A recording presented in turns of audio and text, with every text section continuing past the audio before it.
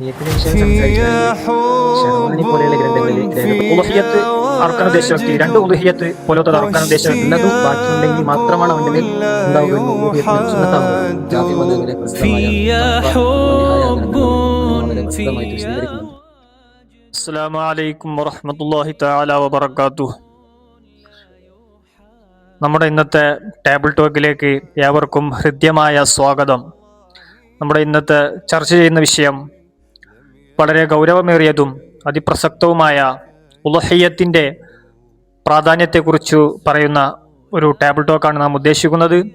അതിലൂടെ ചർച്ച ചെയ്യാൻ വേണ്ടി പ്രസക്തരായ ധാരാളം വ്യക്തികൾ നമ്മോട് കൂടെ ചേരുന്നുണ്ട്. എല്ലാം അടങ്ങിയ വിശദീകരണം ഓരോരുത്തരും ചർച്ച ചെയ്ത് വളരെ വിപുലമായി തന്നെ പറയുന്നതാണെന്ന് ഞാൻ മനസ്സിലാക്കുന്നു. ഇൻഷാ അല്ലാഹ് അതിൻ്റെ ചെറിയൊരു ആമുഖം മാത്രം ഞാൻ ഓർമ്മപ്പെടുത്തുകയാണ്. ഉളുഹിയ്യത്ത് എന്നുള്ളത് ദുൽഹിജ്ജ 10 മുതൽ 10, 11, 12, 13 ദിവസങ്ങളിൽ നടത്തപ്പെടുന്ന ഒരു ബലികർമ്മത്തിനെയാണ് ഉളുഹിയ്യത്ത് എന്ന് പറയുന്നത്. അത് മഹാനായ ഇബ്രാഹിം നബി അലൈഹിസ്സലാമിൻ്റെയും മകൻ ഇസ്മായിൽ നബി അലൈഹിസ്സലാമിൻ്റെയും ത്യാഗപൂർണമായ ജീവിതത്തെ സ്മരിച്ചുകൊണ്ടുള്ള ഒരു ഘടകം കൂടിയാണ് ഉളുഹിയ്യത്ത് എന്ന് പറയുന്നത്. അത് വെറും ഒരു അറിവല്ല, അത് അള്ളാഹുവിലുള്ള അചഞ്ചലമായ വിശ്വാസത്തിൻ്റെ ഒരു അടയാളം കൂടിയാണ് ഉളുഹിയ്യത്ത് എന്ന് നാം മനസ്സിലാക്കേണ്ടതുണ്ട്. അള്ളാഹു താല അവൻ്റെ ഖുർആനിലൂടെ പരിചയപ്പെടുത്തുന്നുണ്ട്. ലൻ യനാലല്ലാഹു ലുഹൂമുഹാ വലാ ദിമാഉഹാ വലാകിൻ യനാലുഹു തഖ്വ. അള്ളാഹു താലക്ക് നിങ്ങൾ അറുത്ത അറവ് മൃഗത്തിൻ്റെ മാംസമോ അതിൻ്റെ രക്തമോ ആവശ്യമില്ല, മറിച്ച് അള്ളാഹു താലക്ക് ആവശ്യമുള്ളത് അതിൻ്റെ നിങ്ങളുടെ മനസ്സിലുള്ള, നിങ്ങളുടെ കൽബിൻ്റെ ഹൃദയത്തിലുള്ള തഖ്വ മാത്രമാണ് അള്ളാഹു താലക്ക് ആവശ്യമുള്ളത് എന്നാണ് അള്ളാഹു താല അതിലൂടെ സൂചിപ്പിക്കുന്നത്. അപ്പോൾ ഷാഹിദ് ഉസ്താദെ, നമ്മളിപ്പോൾ ഇവിടെ ചർച്ച ചെയ്തുകൊണ്ടിരിക്കുന്ന വിഷയം ഉളുഹിയ്യത്തിനെ കുറിച്ചിട്ടാണ്. അപ്പോൾ ഈ ഉളുഹിയ്യത്ത് എന്നത് ആരുടെ മേലെയാണ് ബാധ്യതയാവുന്നതെന്ന് ഒന്ന് വിശദീകരിക്കാമോ? ഉളുഹിയ്യത്ത് എന്നുള്ളത് പ്രത്യേകമായ സുന്നത്തുള്ള ഒരു കാര്യമാണ്. ഈ ഉളുഹിയ്യത്ത് പ്രായപൂർത്തിയും ബുദ്ധിയും ശുദ്ധിയുമുള്ള സ്വതന്ത്രരായ ആളുകൾക്ക് മാത്രമാണ് ഉളുഹിയ്യത്ത് സുന്നത്താവുകയുള്ളൂ, പ്രത്യേകമായ സുന്നത്താവുകയുള്ളൂ. അതുപോലെ തന്നെ അവധി എത്താത്ത കടം വീട്ടിയതിന് ശേഷമാണ് വല്ലതും ബാക്കിയുണ്ടെങ്കിൽ മാത്രമാണ് അവൻ്റെ മേൽ എന്താവുകയുള്ളൂ, ഉളുഹിയ്യത്ത് സുന്നത്താവുകയുള്ളൂ. അതുപോലെ തന്നെ ഒരാൾ ഉളുഹിയ്യത്തിനെ നേർച്ചയാക്കിയാൽ അത് അവൻ്റെ മേൽ നിർബന്ധമായിട്ടും കൊടുത്തുവിടേണ്ട ഒരു കാര്യമാണ്. അല്ലാത്തവർക്ക് പ്രത്യേകമായ സുന്നത്താണ്, ശക്തമായ സുന്നത്താണ്. അപ്പോൾ ഷിബിൽ ഉസ്താദെ, ഇവിടെ അമീൻ ഉസ്താദ് ചോദിച്ചൊരു ചോദ്യം, ഉളുഹിയ്യത്ത് ആർക്കൊക്കെയാണ് ബാധ്യതയാകുന്നതാണ് ചോദിച്ചത്. അങ്ങനെ ആർക്കെങ്കിലും ഉളുഹിയ്യത്ത് ബാധ്യമാവുകയാണെങ്കിൽ അവർ പല കാര്യങ്ങളും പാലിക്കേണ്ടതായിട്ട് ഗ്രന്ഥങ്ങളിൽ വിശദീകരിച്ചിട്ടുണ്ട്. അത്തരം കാര്യങ്ങളൊന്ന് വിശദീകരിച്ച് തരികയാണെങ്കിൽ അത് ആ കാര്യങ്ങൾ പാലിക്കാൻ പറഞ്ഞതിൻ്റെ കാരണം കൂടി ഒന്ന് വിശദീകരിച്ച് തരുമോ? ഇൻഷാ അല്ലാഹ്. ഉളുഹിയ്യത്ത് അറക്കാൻ ഉദ്ദേശിച്ച ഒരു വ്യക്തിക്ക് ദുൽഹിജ്ജ മാസം 1 പിറന്നാൽ അവൻ്റെ ശരീരത്തിലെ നഖം, മുടി, പല്ല് പോലത്തെ അവയവങ്ങൾ നീക്കം ചെയ്യൽ കറാഹത്തായിട്ട് മഹാന്മാർ പരിചയപ്പെടുത്തിയിട്ടുണ്ട്. അതിൻ്റെ കാരണമായി ഷാഫി മദ്ഹബിലെ പ്രധാനപ്പെട്ട ഗ്രന്ഥമായ തുഹ്ഫയിലൊക്കെ വിവരിക്കുന്നുണ്ട്. ഉളുഹിയ്യത്ത് അറക്കപ്പെടുന്നതിൻ്റെ കാരണമായി മഗ്ഫിറത്തിലും നരകമോചനത്തിലും അവൻ്റെ മുഴുവൻ അവയവങ്ങളും എത്തിക്കപ്പെടുക എന്നുള്ളതാണ് അതിൻ്റെ കാരണമായി മഹാന്മാർ പരിചയപ്പെടുത്തുന്നത്. അതുപോലെ തന്നെ ഉളുഹിയ്യത്ത് അറുക്കാൻ ഉദ്ദേശിച്ച വ്യക്തി, 2 ഉളുഹിയ്യത്ത് പോലത്തത് അറുക്കാൻ ഉദ്ദേശിച്ച വ്യക്തിക്ക് ഒരു ഉളുഹിയ്യത്ത് അറുത്തു കഴിഞ്ഞാൽ അവൻ്റെ നഖം പോലത്തത് വെട്ടാൻ കഴിയുന്നതാണ്. എങ്കിലും 2ഉം അറുത്തു കഴിഞ്ഞതിന് ശേഷം നഖം, മുടി പോലത്തത് മുറിക്കലാണ് അത്യുത്തമം എന്ന് മഹാന്മാർ പരിചയപ്പെടുത്തുന്നുണ്ട്.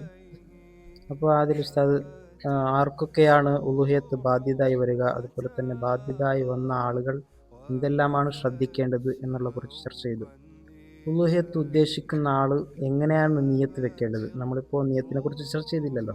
അപ്പോൾ എങ്ങനെയാണ് നിയ്യത്ത് വെക്കേണ്ടത്, അതൊന്ന് വിശദീകരിക്കാമോ? നിയത്തിൻ്റെ വിഷയം നമ്മൾ മുമ്പ് ചർച്ച ചെയ്യേണ്ടതായിരുന്നു.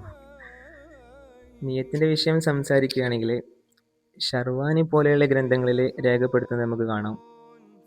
സുന്നത്തായിട്ടുള്ള ഉളുഹിയ്യത്തിനുള്ള മൃഗത്തെ മാറ്റി വെക്കുന്ന സമയത്തോ അല്ലെങ്കിൽ അറവ് നടത്തുന്ന സമയത്തോ എന്താണ് ഇത് എൻ്റെ സുന്നത്തായിട്ടുള്ള ഉദീഹത്താണെന്ന് കരുതലാണ്. അത് നാവ് കൊണ്ട് പറയലാണ് ഏറ്റവും നല്ലത്. അതുപോലെ തന്നെ ഉദീഹത്ത് സുന്നത്താണെങ്കിലും പക്ഷെ അതിനുള്ള നീയത്ത് എന്താണ്, നിർബന്ധമാണ് എന്നുള്ളത് തുഹ്ഫ പോലുള്ള ഗ്രന്ഥങ്ങളിൽ രേഖപ്പെടുത്തുന്നുണ്ട്. അതുപോലെ തന്നെ തുഹ്ഫയിൽ വേറെ രൂപത്തിൽ രേഖപ്പെടുത്തുന്നത് വെച്ചാൽ നമുക്ക് സംശയം ഉണ്ടാവും.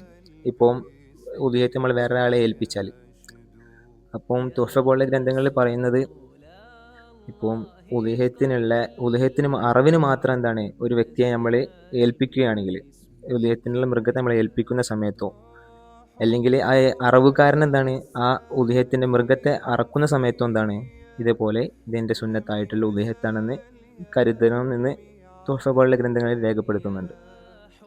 നമ്മൾ ഉലഹിയത്തിൻ്റെ പ്രധാനപ്പെട്ട ധാരാളം വിഷയങ്ങൾ നമ്മളിപ്പോൾ ഓരോരുത്തരായിട്ട് ചർച്ച ചെയ്തു. ഇനിയുള്ള ഒരു പ്രധാനപ്പെട്ട ഒരു വിഷയമാണ് നമ്മുടെ നാട്ടിലുള്ള ഏതെല്ലാം മൃഗങ്ങളാണ് ഉലഹിയത്തിന് അറുക്കാൻ പറ്റുന്നത് എന്നുള്ളതാണ്. അതിനെപ്പറ്റി ഉസ്താദ് ഒന്ന് വിശദീകരിക്കാൻ സാധിക്കുമോ? ഇൻഷാ അല്ലാഹ്. നമ്മുടെ ഷാഫി മദ്ഹബിലെ പ്രസിദ്ധമായ തുഹ്ഫ അതുപോലെ നിഹായ ഗ്രന്ഥങ്ങളിൽ അതിനെ വളരെ പ്രസിദ്ധമായിട്ട് വിശദീകരിക്കുന്നുണ്ട്. 3 വിഭാഗമായിട്ടാണ് പ്രസിദ്ധീകരിക്കുന്നത്. 1 ആട്, 2 മാട്, 3 ഒട്ടകം. ഈ 3 മൃഗങ്ങളാണ് ഉദീഹത്തിന് ഏറ്റവും സാധുവാകുന്ന മൃഗങ്ങൾ. അതിൽ ഒന്നാമത് പറഞ്ഞത് ആടാണ്. ആടിൽ 2 തരമുണ്ട്. ഒന്ന് കോലാട്, രണ്ടാമത്തെ നെയ്യാട്. ഇതിൽ കോലാട് സാധുവാകണമെങ്കിൽ 2 വയസ്സ് പൂർത്തിയായിരിക്കണം. നമ്മുടെ നാട്ടിൽ ഏറ്റവും കൂടുതൽ കാണപ്പെടുന്ന ആടും എന്ന് പറയുന്നത് കോലാടുകളാണ്. ഇനി നെയ്യാടാണെങ്കിൽ 1 വയസ്സും പൂർത്തിയായിരിക്കണം. മാടെന്ന് പറഞ്ഞാൽ അത് 3 ഇനങ്ങൾ, അല്ലെങ്കിൽ മാടിലും പെട്ടതാണ് പശു, അതുപോലെ പോത്ത്, കാള. ഇവകൾ ഉദീഹത്തിന് സാധുവാകണമെങ്കിൽ 2 വയസ്സ് പൂർത്തിയായിരിക്കണം. ഇനി മൂന്നാമത് പറഞ്ഞത് ഒട്ടകം ഉദീഹത്തിന് സാധുവാകണമെങ്കിൽ 5 വയസ്സ് പൂർത്തിയായിരിക്കണം. ഈ മൃഗങ്ങളാണ് ഉദീഹത്തിന് ഏറ്റവും സാധുവാകുന്നത്. അപ്പോൾ ഉദീഹത്ത് അറുക്കുന്ന ആളുകൾ മൃഗങ്ങളെ നോക്കുമ്പോൾ അവരുടെ വയസ്സും കാര്യങ്ങളും ശ്രദ്ധിക്കുന്നത് ഏറ്റവും നല്ലതായിരിക്കും. കാരണം അത് ശ്രദ്ധിക്കുമ്പോൾ നമ്മൾ ഉദീഹത്തിൻ്റെ കാര്യങ്ങൾ ഒന്നും കൂടി സാധുവാകാൻ കാരണമാകുന്നത്. സ്വാഭാവികമായിട്ടും നമ്മുടെ ഉദീഹത്തിനെ കുറിച്ച് സംസാരിക്കുന്ന സമയത്ത് ഒരു ഡൗട്ട് കയറി വരാറുണ്ട്. ഈ ഉദീഹത്തിൻ്റെ മാംസം ആരിലേക്കൊക്കെ എത്തിക്കാമെന്നുള്ളൊരു ഡൗട്ട് സ്വാഭാവികമായിട്ടും കയറി വരാറുണ്ട്. അതിനെക്കുറിച്ചൊന്ന് വിശദീകരിച്ചാൽ ഉപകാരമായിരുന്നു. നേർച്ചയാക്കിയ ഒരു വ്യക്തി തൻ്റെ ഉലഹിയത്തിൻ്റെ മാംസം അദ്ദേഹത്തിന് ഭക്ഷിക്കാൻ കഴിയുകയില്ല. ഇനി അഥവാ അദ്ദേഹം അത് ഭക്ഷിച്ചു കഴിഞ്ഞാൽ ആ ഭക്ഷിച്ച മാംസത്തിൻ്റെ വില കണക്കെ പാവപ്പെട്ട ഫക്കീർ, മിസ്കീൻ പോലുള്ളവർക്ക് അത് കൊടുക്കുന്നത് വരെ അദ്ദേഹം കടക്കാരനാണ്. നേർച്ചയാക്കിയ ഉലഹിയത്തിൻ്റെ മാംസം ഏത് നാട്ടിലാണോ ഉലഹിയത്ത് അറുത്തത് ആ നാട്ടിൽ തന്നെ വിതരണം ചെയ്യൽ നിർബന്ധമാണ്. മറ്റൊരു നാട്ടിലേക്കും അത് നീക്കം ചെയ്യാൻ പാടുള്ളതല്ല. എന്നാൽ സുന്നത്തായ ഉലഹിയത്താണെങ്കിൽ അറുത്ത നാട്ടിൽ അല്പം വിതരണം ചെയ്ത് ബാക്കിയുള്ളവ നക്ല് ചെയ്യൽ അനുവദനീയമാണ്. ഇനി സുന്നത്തായ ഉലഹിയത്തിൽ അറുത്ത നാട്ടിൽ വിതരണം ചെയ്യാതെ മുഴുവനായും മറ്റുള്ളൊരു നാട്ടിലേക്ക് നക്ല് ചെയ്യൽ ഹറാമാണെന്ന് ഗ്രന്ഥങ്ങളിൽ പ്രതിപാദിക്കുന്നത്. ഇപ്പോൾ ഷിബിൽ ഉസ്താദ് പറഞ്ഞല്ലോ, ഈ ഉലൂഹിയത്തിൻ്റെ മാംസം ആർക്കൊക്കെ വിതരണം ചെയ്യാം. ഇപ്പോൾ നാട്ടിൽ വിതരണം ചെയ്യുമ്പോൾ നാട്ടിൽ അമുസ്ലിമികളൊക്കെ ഉണ്ടാവുമല്ലോ, ഈ അമുസ്ലിമികൾക്കും ഈ ഉലൂഹിയത്തിൻ്റെ മാംസം കൊടുക്കാൻ പറ്റുമോ? അതിനെക്കുറിച്ചൊന്ന് പറഞ്ഞു തരുമോ? ഇൻഷാ അല്ലാഹ്.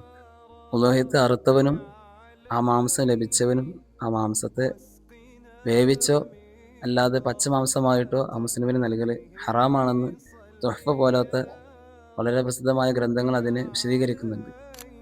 ഇൻഷാ അല്ലാഹ് വളരെ ചുരുങ്ങിയ രൂപത്തിൽ ഉലൂഹിയത്തിനെ കുറിച്ചിട്ട് കുറച്ച് ഇമ്പോർട്ടൻ്റ് ആയിട്ടുള്ള കാര്യങ്ങൾ ഞങ്ങൾ നിങ്ങളിലേക്ക് എത്തിച്ചു തന്നിട്ടുണ്ട്. അല്ലാഹു സുബ്ഹാനഹു വ തആല ഖബൂൽ ചെയ്യുമാറാകട്ടെ. ഇനി ഇതിൽ പലർക്കും പല രൂപത്തിലും സംശയങ്ങളൊക്കെ ഉണ്ടാകാൻ സാധ്യതയുണ്ട്. അവർ കമൻറ്റ് ബോക്സിൽ അതിൻ്റെ സംശയങ്ങൾ അറിയിച്ചാൽ ഇൻഷാ അല്ലാഹ് നമ്മൾ കഴിയുന്ന രൂപത്തിൽ അതിനുള്ള മറുപടി പറഞ്ഞു തരുന്നതാണ്. ഇൻഷാ അല്ലാഹ് നമ്മൾ ടേബിൾ ടോക്ക് ഇവിടെ ഞങ്ങൾ വൈൻഡപ്പ് ചെയ്യുകയാണ്. അപ്പോൾ ഇൻഷാ അല്ലാഹ് എല്ലാവരും ദുആയിൽ ഉൾപ്പെടുത്തുക. മഅസ്സലാമു അസ്സലാമു അലൈക്കും വറഹ്മത്തുള്ളാഹി തആല വബറകാതുഹു.